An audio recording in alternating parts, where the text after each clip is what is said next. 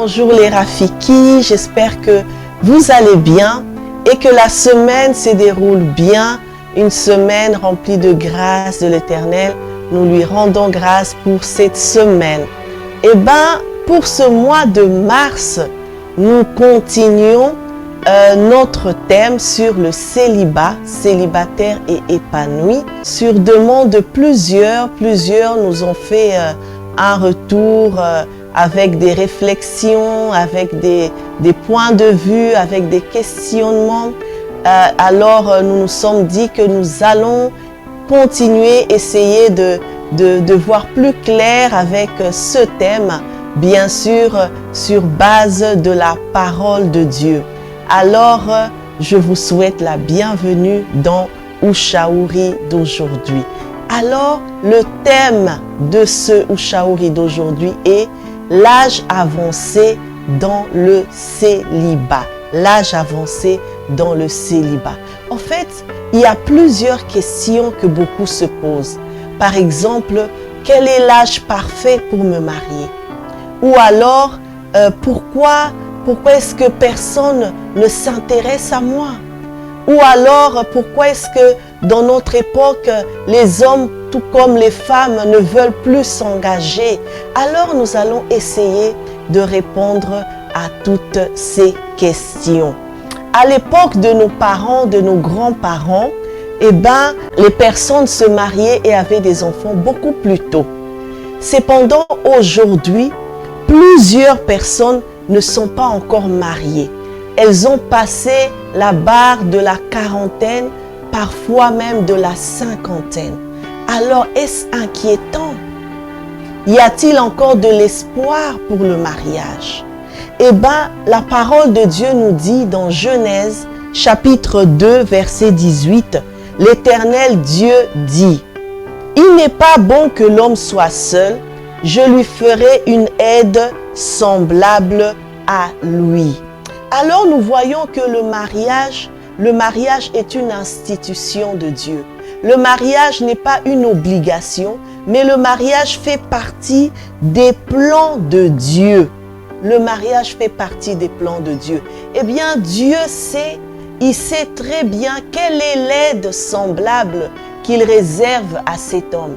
Il sait très bien quel est le mari parfait qu'il réserve à cette femme. Mais Dieu fait toutes choses bonnes en son temps, bonnes en son temps. Alors, si tu es dans ce cas où tu as passé la barre de la trentaine, de la quarantaine, de la cinquantaine, même de la soixantaine, et que tu aspires au mariage, tu attends le mariage ne vient pas, le conseil que je veux te donner aujourd'hui, c'est d'abord d'étudier les causes. Quelles sont les causes de ce retard? Quelles sont les causes de cet âge avancé? Quelles sont les causes? Pour certaines personnes, d'une personne à une autre, il y a différentes causes. Alors, la première cause, c'est le choix personnel. En fait, il y a des personnes qui choisissent de ne pas se marier. La personne est indépendante, la personne se sent bien seule et la personne n'a pas besoin, n'a pas envie d'une autre personne avec qui vivre, avec qui partager sa vie. C'est un choix personnel. La deuxième raison, c'est la négligence physique ou une apparence médiocre. En fait, il y a des personnes qui n'attirent pas par leur physique. La personne ne s'habille pas bien ou la personne n'est pas soignée. Alors, pour le compagnon ou la compagne qui veut l'aborder, vraiment, la personne n'attire pas et ça empêche l'autre d'aborder et de pouvoir s'approcher de cette personne. Une autre raison, c'est le manque de beauté intérieure. Nous savons que la beauté extérieure ne suffit pas. Il faut la beauté intérieure, la beauté du cœur, la beauté du cœur. Et cela, c'est par le caractère. Il y a des personnes qui ont des caractères qui ne plaisent pas aux autres. La personne n'est pas de bonne humeur, la personne ne rigole pas. Il y a des personnes comme ça. À cause de ça, ça éloigne le partenaire, ça éloigne la personne qui veut l'aborder parce que la personne met des limites par rapport à son caractère. L'autre raison eh ben c'est une maladie, c'est un handicap. Ça peut aussi faire que la personne n'est pas abordée. Autre raison, c'est la pression familiale. La pression familiale peut faire que la personne tarde à se marier parce que la personne peut-être doit s'occuper de sa famille. C'est peut-être une personne sur qui la famille compte. Elle n'a pas le temps à penser à elle-même, à s'engager, à commencer une nouvelle vie parce qu'il y a la vie de la famille, le poids des besoins financiers, le poids des besoins sont là et la personne se sent obligée de s'occuper de sa famille. L'autre raison, c'est la priorité à la carrière. Il y a des personnes qui se disent, voilà, je ne vais pas m'engager maintenant, j'ai ma carrière, et ben je fonce dedans, je n'ai pas le temps de me marier, et ben j'ai mon travail, je veux faire carrière, et ben je vais avancer, alors le mariage, ce n'est pas pour moi maintenant. L'autre raison, c'est le manque de confiance en soi, la timidité. Il y a des personnes qui sont timides quant à aborder l'autre et qui manquent d'estime de soi. Ils se disent, la personne se dit, est-ce que je vais plaire? Est-ce que je suis belle? Est-ce que l'autre va se sentir attiré par moi? Il y a un manque d'estime de soi. Une autre raison, c'est la malédiction familiale. Il y a des familles où il y a un lien de célibat qui vient des générations passées et ce qui fait que chaque fois, il y a quelqu'un dans la famille qui ne se marie pas ou qui tarde à se marier. On sent et on voit vraiment qu'il y a un lien de célibat. Et dans ce cas-là, il faut vraiment prier pour briser ce lien-là. Parce que ce n'est pas normal qu'il y ait dans une famille des hommes, des femmes qui ne se marient pas ou qui tardent à se marier. Le lien de célibat, ça ne concerne pas seulement quelqu'un qui est seul. Le lien de célibat, ça peut aussi être quelqu'un qui perd son partenaire et qui reste là, qui n'arrive plus à se remarier, qui reste seul. Il y a beaucoup de façons d'avoir ce lien de célibat qui se manifeste de plusieurs façons.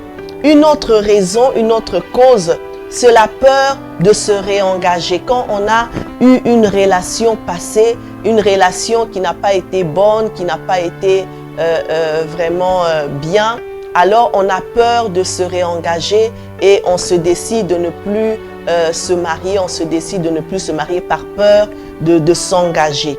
Une autre raison, c'est le manque d'environnement adéquat. Le manque d'environnement adéquat. Il y a des personnes qui limitent leur environnement. En fait, la personne se limite à aller au travail et puis à rentrer à la maison. Ou alors à aller au travail, à aller à l'église et à rentrer à la maison. Donc, quand on a un environnement qui est limité, on n'a pas beaucoup de choix.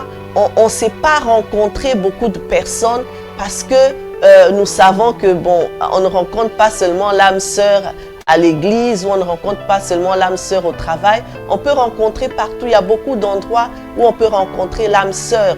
Mais si la personne se limite dans son environnement, cela pose aussi problème. Il y a une autre cause, l'attente d'une personne qu'on aime, mais que l'amour n'est pas réciproque. Ça aussi, ça peut faire que la personne tarde à se marier parce que la personne est peut-être amoureuse de quelqu'un qui est déjà engagé. Et alors, l'autre personne ne l'aime peut-être pas parce qu'elle s'est déjà engagée ailleurs. Et donc, l'autre personne là attend toujours, attend, en espérant que l'autre va lui revenir. Mais voilà, et elle attend, et puis le temps passe.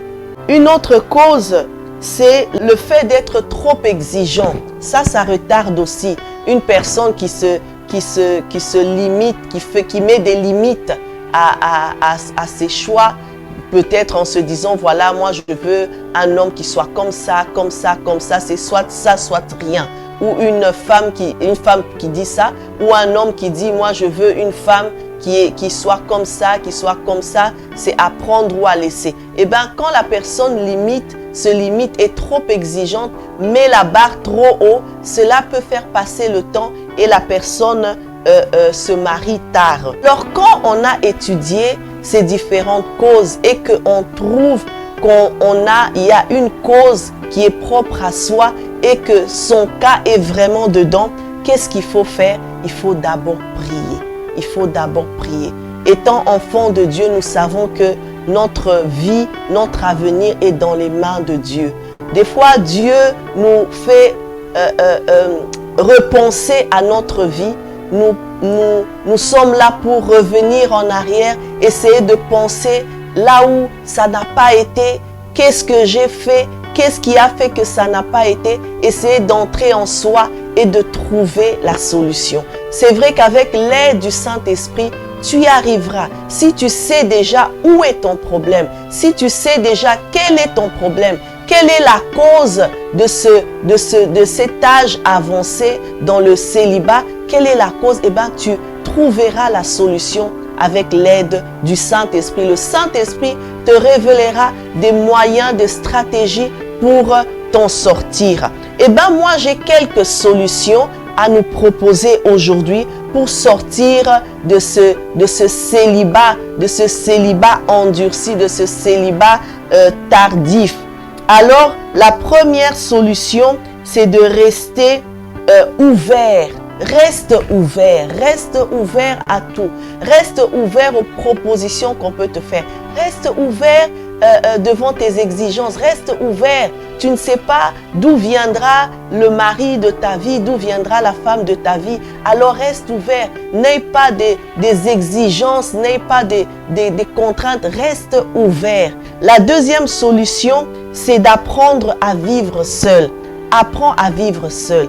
Tu dois t'aimer, tu dois te connaître et tu dois te faire du bien. Quand tu t'acceptes en tant que célibataire, tu t'acceptes, tu sais que le célibat, ce n'est qu'une saison. C'est vrai que pour une autre personne, la saison peut durer 1 an, 2 ans. Peut-être pour toi, ça va durer 5 ans, 7 ans, 10 ans. Dieu seul sait. La Bible dit que Dieu fait toutes choses bonnes en son temps. Il sait pourquoi pour toi ça dure et pour l'autre ça n'a pas duré. Vous savez, des fois on se pose des questions, des fois on a des envies, on a des désirs, mais ce ne sont pas les désirs de Dieu, mais Dieu sait quel est le bon moment. Moi par exemple, j'ai toujours rêvé quand j'étais enfant, je me disais, je vais me marier à la vingtaine, comme ça mes enfants grandissent avec moi et quand les gens nous voient, les gens pensent que je suis leur sœur. Mais ça ne s'est pas passé comme ça. Alors, il n'est jamais trop tard pour Dieu. Il n'est jamais trop tard. Une autre solution, c'est développer son réseau social. Eh bien, développe ton réseau social. Tes relations, crée des relations professionnelles, des relations familiales, des relations amicales, des relations de voisinage. Crée des relations avec des gens. Sois en relation avec des gens. Ne reste pas enfermé dans ton coin. Ne reste pas seul. Crée des relations. On ne sait jamais. Peut-être dans une de tes relations, la personne va te présenter quelqu'un qui sera ton mari ou quelqu'un qui sera ta femme. Alors, crée des relations. Une autre solution, c'est se lancer dans des nouvelles activités. Lance-toi dans des nouvelles activités. Ne te limite pas seulement à aller à l'école ou aller à la formation ou aller à l'église, mais fais autre chose aussi. Fais du sport par exemple, va dans des clubs, va dans des clubs, va dans des communautés, va dans des ateliers, par exemple des ateliers de cuisine, des ateliers d'autres formations. Tu vas y rencontrer d'autres personnes et vous allez échanger. Et qui sait. Une autre solution, c'est se libérer de ses peurs, se libérer de ses exigences, se libérer de son confort. Vous savez, quand on est longtemps célibataire, on vit dans un confort, on est habitué, voilà, on a ses habitudes, on a ses petites habitudes, on sort à telle heure, on rentre à telle heure, on mange ça, on fait ça comme ça. Donc, on a ses habitudes, on a son confort, on est dans son petit nid là et des fois, il faut sortir de son confort, se dire non, je ne peux pas vivre comme ça éternellement. Je dois partager ma vie avec quelqu'un. Je dois partager ce confort-là avec quelqu'un. Accepter que quelqu'un vienne dans mon confort. Accepter que quelqu'un d'autre vienne dans mon nid. Alors, sors de tes exigences. Sors, débarrasse-toi, libère-toi de tes exigences. Prie que Dieu te donne le mari, la femme qui est dans sa volonté parfaite. Dans sa volonté parfaite. C'est vrai qu'on aimerait, nous, en tant qu'humains, avoir un mari comme ça, avoir une femme comme ça. Tu peux le dire à Dieu, c'est ton Père. Mais par-dessus tout, que cela soit sa volonté parfaite pour ta vie. Eh bien, je veux te donner quelques avantages d'être dans le célibat. Il y a des avantages d'être dans le célibat, même dans le célibat tardif. Il y a des avantages de se marier tard, de se marier dans la quarantaine, dans la cinquantaine, voire même dans la soixantaine. Il y a des avantages. Eh bien, premier avantage, c'est le perfectionnement des aspects de la vie. Le perfectionnement des aspects de la vie. Deuxième avantage, c'est l'autonomie. Eh bien, tu es autonome. Troisième avantage, c'est la nécessité, la réussite personnelle. La personne a déjà réussi sa vie, réussi sa carrière, réussi ses projets. Et bien la personne a eu tout le temps de faire ce qu'elle pouvait faire. Et bien maintenant, elle se marie. Il y a la vie sociale qui est remplie. Quand on a un certain âge, on est entouré de beaucoup de gens, des amis, des membres de famille, des amis, des collègues de travail. On a vraiment un répertoire rempli, une vie sociale remplie. Alors quelqu'un a dit ceci, à 50 ans, les hommes recherchent plus un partenaire de vie, un partenaire avec qui discuter, avec qui passer du temps, avec qui voyager, avec qui faire des activités. Alors c'est ça qui est bien, c'est que quand on se marie à un âge avancé, on vit une paix parce qu'on a déjà fait sa vie, on a beaucoup d'expérience de la vie et on veut partager sa vie avec quelqu'un et ça va être vraiment une vie épanouie, un mariage épanoui, un mariage sans souci parce que les inquiétudes là, on a quand on est encore jeune, mais quand on est âgé, on a atteint un certain âge, on n'a plus vraiment de soucis. Alors, je veux nous laisser avec deux passages bibliques. Le premier passage biblique, c'est dans 2 Corinthiens, chapitre 4, le verset 18. 2 Corinthiens 4, 18, qui dit ceci. « Ainsi, nous regardons non pas à ce qui est visible, mais à ce qui est invisible. Car les réalités visibles sont passagères et les invisibles sont éternelles. » Alors regarde à ce que Dieu t'a promis. Ne regarde pas à l'âge que tu as. C'est vrai qu'il y a des inquiétudes quant à l'horloge biologique.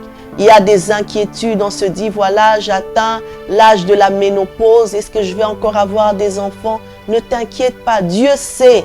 Dieu sait. Dieu sait. Si tu te confies à Dieu, tu connais les causes de ton retard et tu pries. Je t'assure que Dieu va exaucer ta prière. Le deuxième passage que je veux nous laisser pour aujourd'hui, c'est dans Ecclésiaste chapitre 3, le verset 11, qui dit ceci. « Il fait toutes choses belles au moment voulu. Il a même mis dans leur cœur la pensée de l'éternité. Même si l'homme ne peut pas comprendre l'œuvre que Dieu accomplit du début à la fin. Il fait toutes choses bonnes en son temps. » Alors, ne désespère pas. Ce temps que Dieu a choisi pour toi, c'est le bon moment, c'est le bon temps pour ton mariage. Ton mariage viendra. Espère en Dieu, aie confiance en lui et il te surprendra certainement. Alors, joins-toi à moi et nous allons prier. En Jésus,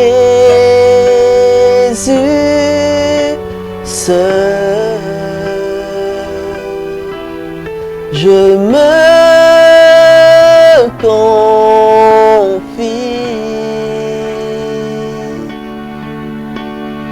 Il me donne